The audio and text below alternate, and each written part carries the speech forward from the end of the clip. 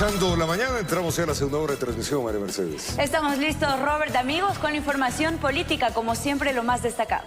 Bueno, que el día sea realmente productivo, provechoso, sigue frío, 7 grados. Así es, y vamos ya cerrando la semana, así que cumpla con todas sus actividades, lo que sea dispuesto con la mejor de las energías. Lo que la Asamblea Nacional le encanta, con 5 votos a favor, la Comisión de Fiscalización de la Asamblea Nacional calificó a juicio político. Así es, Robert, amigos, contra la ministra del Interior, Mónica Palencia, quien recordemos será procesada por un presunto incumplimiento de funciones. ¿De qué bancadas provino el apoyo? Enseguida le contamos. Miremos. El correísmo, con apoyo del Partido Social Cristiano, logró llevar a la ministra del Interior, Mónica Palencia, a un juicio político en la Asamblea por un presunto incumplimiento de funciones. La Comisión de Fiscalización unificó las 2 solicitudes de enjuiciamiento presentadas por miembros de la bancada de Revolución Ciudadana. Una de ellas se deriva de la incursión de la fuerza pública en la Embajada de México en Quito y la otra estaría relacionada a una supuesta falta de acción para enfrentar la crisis de seguridad en el país. El argumento potente que han presentado los proponentes es la inseguridad. Si es que la ministra tiene la certeza que ahora somos un país más seguro, que ya no existe muertes en las calles, que se ha garantizado la seguridad, no tiene por qué temerlo, todo lo contrario, será un espacio donde ella pueda demostrar sus argumentos. El Partido Social Cristiano respaldó este proceso de fiscalización contra Palencia, pues asegura que la gestión del gobierno en materia de seguridad deja mucho por desear.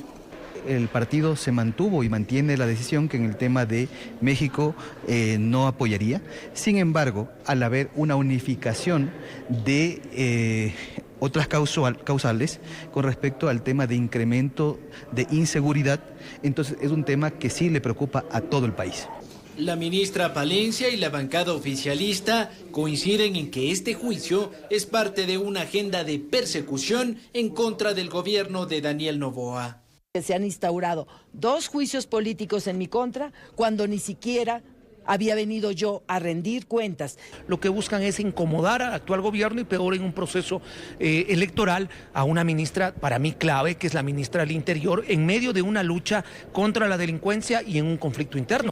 La bancada de Construye, por su parte, indicó que durante el tratamiento del juicio político se deberá sopesar la eficiencia y efectividad del Plan Fénix desarrollado por el gobierno nacional.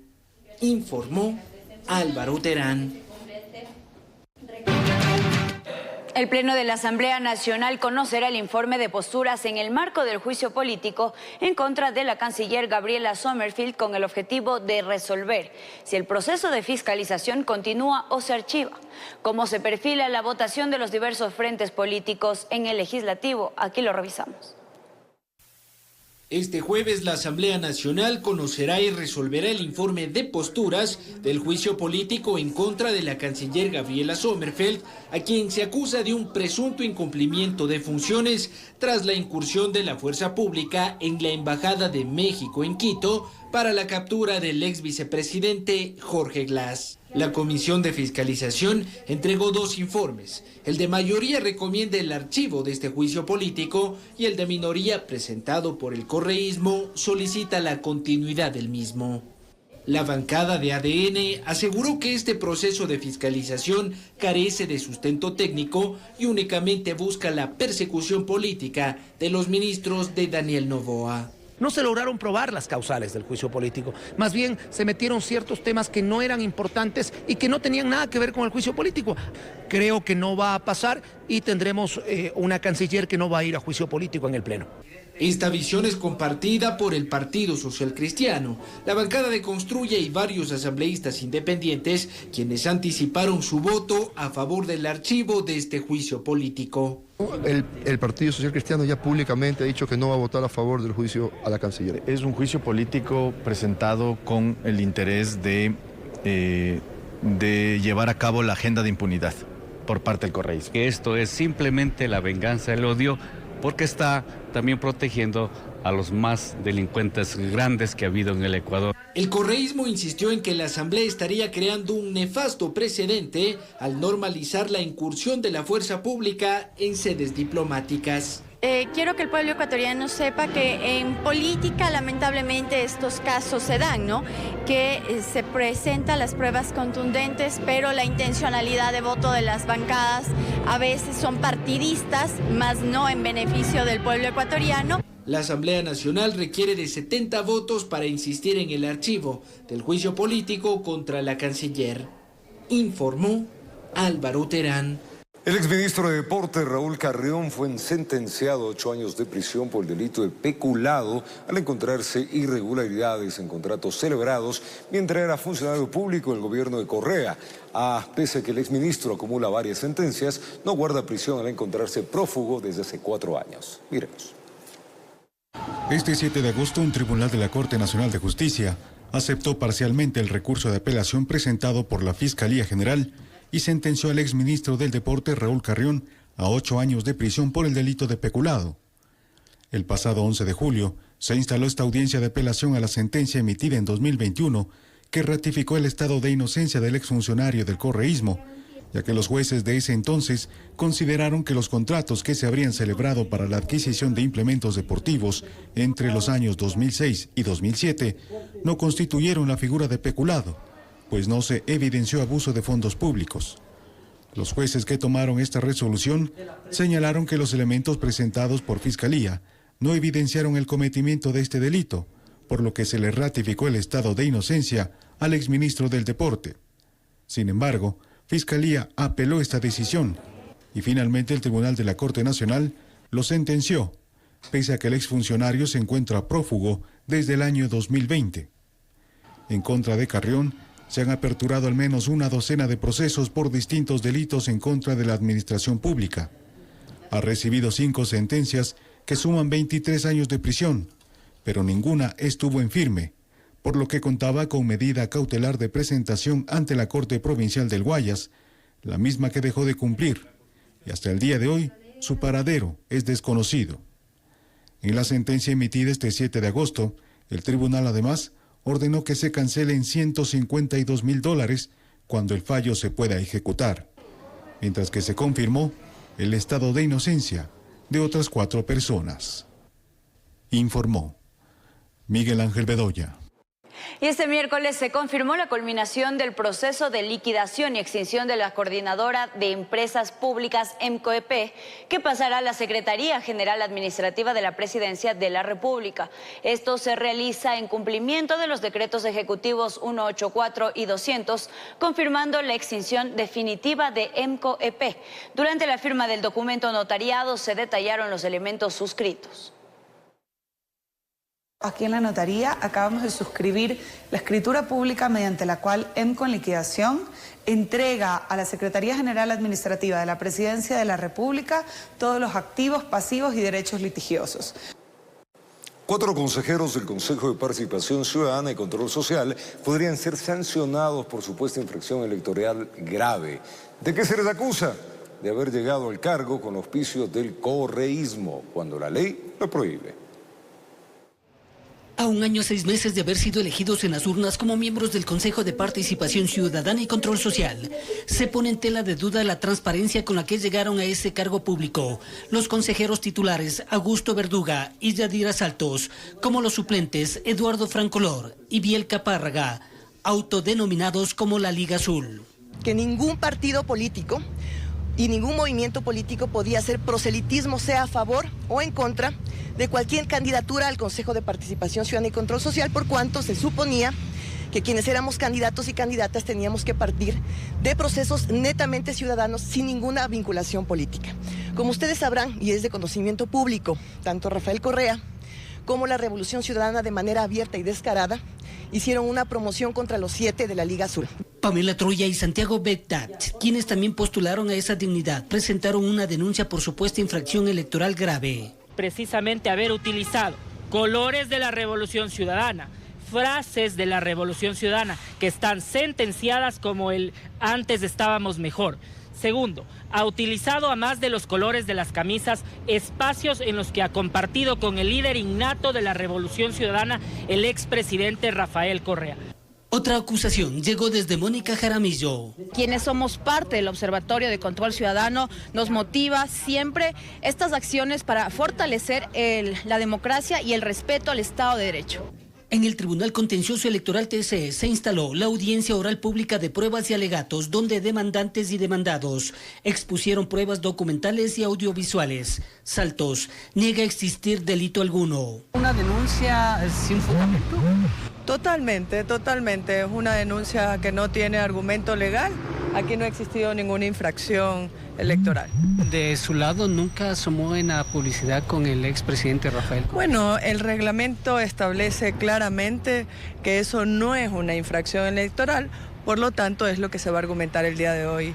La decisión está en manos del juez electoral Fernando Muñoz, quien podría repetir la historia de Allen Berbera. Removido de la presidencia del Consejo de Participación, se le quitó los derechos políticos por 4 años y tuvo que pagar $22,000. La sentencia se conocerá en las próximas horas, informó Héctor Romero. Y al retornar les contamos que el Consejo de Participación Ciudadana ratificó la renovación parcial del Consejo Nacional Electoral. Con esto y más retornamos. 7 de la mañana con 18 minutos. Momento de contarles que el Consejo de Participación Ciudadana y Control Social exhortó a los poderes del Estado para que envíen sus delegados que integrarán la comisión de selección para la renovación parcial de los miembros del Consejo Nacional Electoral.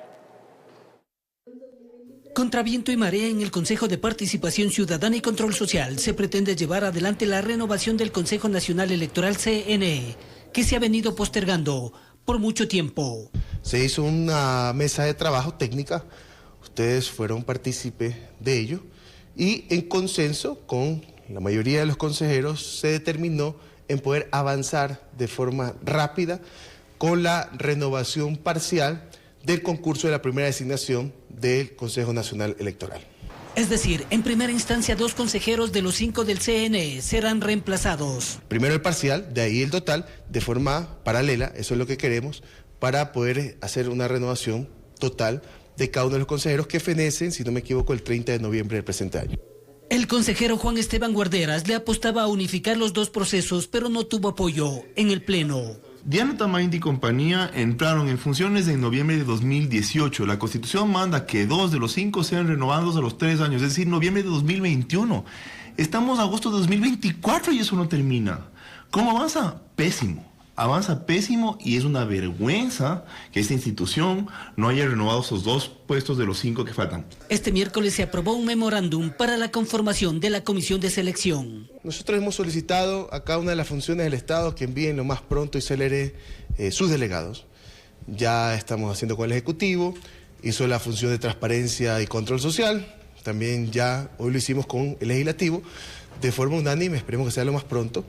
A ellos se sumarán 5 personas de la sociedad civil. Por el momento el presidente Andrés Fantoni prefiere no hablar de fechas. ¿Pero no se han puesto plazos? Nuestro plazo es lo más próximo, eso es lo que queremos, lo más rápido. Movimiento de las fichas en el máximo organismo electoral que no interrumpiría el proceso de elecciones presidenciales y asambleístas del 2025, informó Héctor Romero. Y mediante un comunicado, la Superintendencia de Compañías manifestó que la empresa WorldCoin no está sujeta a control y vigilancia de esta entidad. La información se dio a conocer después de que varios ciudadanos accedieron al escaneo del iris a cambio de monedas digitales. A través de un comunicado, la Superintendencia de Compañías, Valores y Seguros se pronunció frente a las actividades realizadas por la aplicación WorldCoin, que escanea el iris de los ciudadanos que acceden ante el ofrecimiento de incentivos como criptomonedas. La entidad alerta que esta compañía no está sujeta al control y vigilancia de la superintendencia. Es decir, la ciudadanía no puede acceder o no tiene el derecho al reclamo alguno y que le devuelvan, no sé, algún recurso que ellos estén involucrados. Para especialistas en este tema, otra de las alertas sería que en primera instancia el escaneo se pagó con monedas digitales, medio de pago que no es aceptado en el país. Y en el comunicado, la superintendencia manifestó que la moneda en curso legal en el Ecuador es el dólar. Y todas las transacciones, operaciones monetarias y financieras se realizan con esta moneda. Te pagan en bitcoins y literalmente a la vuelta de la esquina está otra agencia que te dice te doy en dólares lo que tú tienes en bitcoins. ¿Qué está pasando? ¿Es lavado de activos o no es lavado de activos? O sea, que también esa podría ser una de las fuentes por lo que, no sé, ciertos grupos están utilizando para lavar. Además, en el comunicado, la superintendencia recomienda no acceder a este tipo de plataformas porque la información biométrica es muy sensible y se desconocen los fines para los cuales se realiza la recopilación de datos. Este servicio no es considerado como ilegal en el país y existen vacíos jurídicos con respecto a este tema, pero la Superintendencia de Compañías sí podría solicitar información a esta empresa. ¿Quiénes están atrás de esta empresa? ¿Quiénes son los propietarios? ¿Cuál es su objeto social?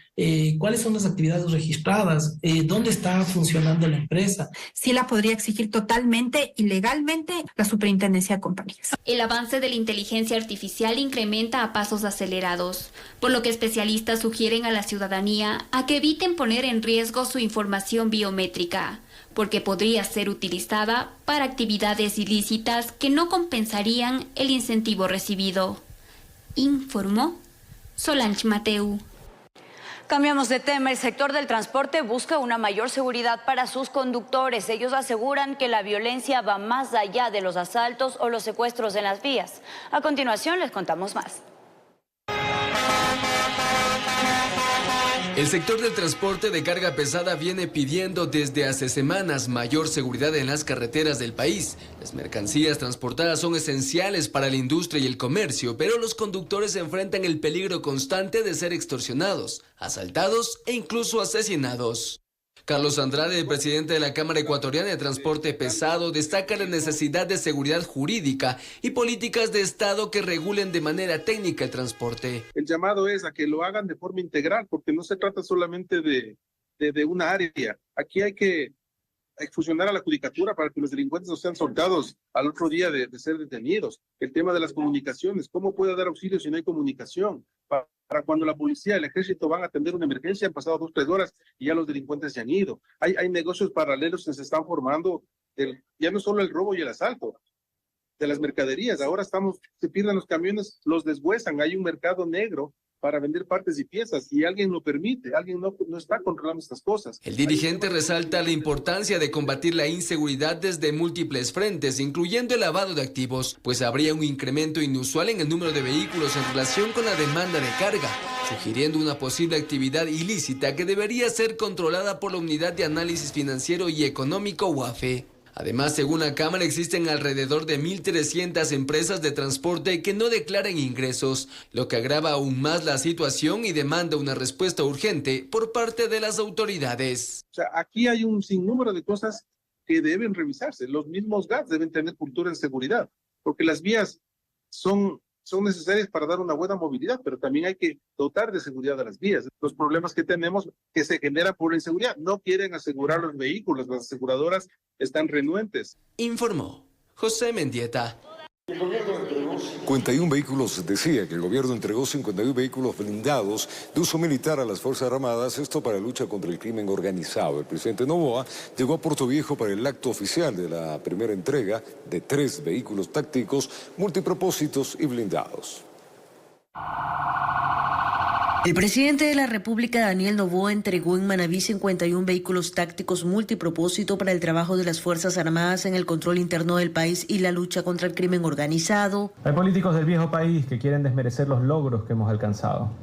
Les molesta cada batalla que ganamos porque les afecta también a ellos, porque también tienen simpatía con el crimen organizado. Sepan que no vamos a detenernos, que vamos a seguir peleando. En una ceremonia militar que se desarrolló en Puerto Viejo se entregaron los blindados de uso militar. Yo veo una oportunidad de brillar, la oportunidad de demostrar el hambre de victoria en este conflicto. Las tanquetas importadas desde Israel son parte de un total de 137 vehículos que adquirió el gobierno de Guillermo Lasso en noviembre del 2022. Los 51 vehículos blindados que hoy entregamos estuvieron parqueados, sin uso, y no podemos permitir que los recursos del país se desperdicien de esta manera.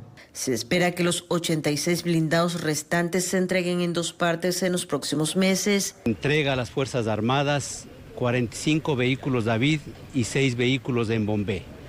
vehículos multipropósito, vehículos que son adaptados a la versatilidad que exige y demanda las operaciones del combate urbano. El blindaje de este tipo de vehículos, incluidas sus llantas, resisten ataques de armas de largo alcance y su autonomía es de 400 kilómetros. Cualquier tipo de evento, ya sea en este caso cuando existan desastres naturales, inundaciones o movimientos telúricos, cualquier tipo de situación que ocurra en el país y obviamente también para seguridad en nuestro país. Con cámaras de Eduardo García desde la provincia de Manabí, informó Wendy Delgado. Y en medio de la intervención de las Fuerzas Armadas en Manta se han registrado asesinatos que aún dejan en tensión a la población. Hoy sabremos qué medidas han implementado las autoridades locales para dar soporte a la lucha contra las mafias. El asesinato de una pareja ocurrido en la zona de Barbasquillo, en Manta, el pasado 20 de julio, y el crimen del dueño de una empresa embotelladora de agua son algunos de los hechos que empañan la intervención militar en esa ciudad de la provincia de Manabí y genera incertidumbre en sus habitantes. Por ejemplo, en el proceso investigativo se maneja este último crimen como una presunta retaliación por extorsiones. Para esto no hay receta. Esto es una situación que tenemos que seguir luchando día a día en comunión de ideas, en comunión de objetivos. El coordinador de gestión territorial de la alcaldía de Manta explica que han activado 19.000 botones de alerta inmediata que se recepta en el centro de monitoreo articulado con el EQ 911, a la par de otras medidas con el fin de aportar y sostener no solo la seguridad, sino la economía de esta importante localidad. Tenemos 256 cámaras del sector privado que han permitido que se articulen al centro de monitoreo y eso en crecimiento. Es decir, nosotros del centro de monitoreo podemos mirar las cámaras de locales, restaurantes, hoteles, sector público y privado que nos haya permitido vincular sus cámaras para tener un mayor margen de monitoreo en la ciudad, aparte de las que tenemos en las posterías y en las calles principales o en lugares neurálgicos de la población. Aparte de eso, tenemos un poco más de 300 alarmas comunitarias. Y otras que van a ser colocadas en sitios de mayor conflictividad. 120 alarmas comunitarias más, que van a ser ubicadas ya georreferenciadamente con una data específica, especialmente de barrios que necesitan una intervención. Claro, sería bueno que esto siga, pues, para que no vuelvan a ocurrir estas cosas. Por un lado está bien porque eso lo evita mucho la delincuencia, los asesinatos y todo eso. Esperan que en conjunto con la intervención militar sirva para que el turismo no disminuya, pues intentan fortalecer este aspecto a través de congresos y eventos, así como atraer inversiones. Definitivamente la atracción de inversiones en la ciudad es importante, el sector inmobiliario también es un pilar fundamental para nosotros. Tenemos en las cifras del 2023 alrededor de 200 millones de dólares en inversión en la ciudad dentro del sector inmobiliario y corporativo. Eso es importante también porque Manta cuenta con las facilidades para que los inversionistas puedan venir aquí. Este es otro puerto del Ecuador que lucha por librarse de las garras de las mafias. Informó Adriana Peralta. Vamos a otros temas. Ecuador se prepara ya para disfrutar del feriado nacional del 10 de agosto, pero en provincias de la costa ecuatoriana, la ciudadanía está preocupada por el vigente estado de excepción declarado el pasado 2 de julio. En Manabí, Santa Elena, esperan un incremento turístico durante estos 3 días de descanso nacional. Veremos. A puertas de un nuevo feriado nacional que tendrá Ecuador desde este viernes 9 de agosto por la conmemoración de los 215 años del inicio del proceso de independencia del país, los ciudadanos se preparan para vivir 3 días de descanso en todo el territorio nacional. Pero existe preocupación en el sector turístico debido a que se encuentra vigente el decreto ejecutivo número 318 firmado el pasado 2 de julio por el presidente Daniel Noboa. El decreto dispuso un nuevo estado de excepción en las provincias de Guayas, Manabí, Orellana, Santa Elena, Los Ríos y El Oro. Manabí, por ejemplo, durante el 2022 consiguió una ocupación hotelera del 45%. En el 2023 bajó 2 puntos porcentuales, quedándose en 43%. Pero en lo que va del 2024, la demanda para hospedarse en Manabí ha caído a más de 10 puntos, registrando apenas un 30% de ocupación en su infraestructura. Otro ejemplo importante es Santa Elena. Esta provincia posee playas muy atractivas para el turismo nacional y extranjero, como lo son Punta Blanca, Salinas o Montañita. En 2023 2022 Santa Elena ocupó el 55% de su capacidad de hospedar a turistas. En 2023 cayó al 45% y en lo que va del 2024 ha alcanzado apenas el 51%. Pese a los esfuerzos ejercidos por las cámaras de turismo de varias provincias del país, la percepción de inseguridad sería un factor relevante que ha influido en la decisión final de los turistas al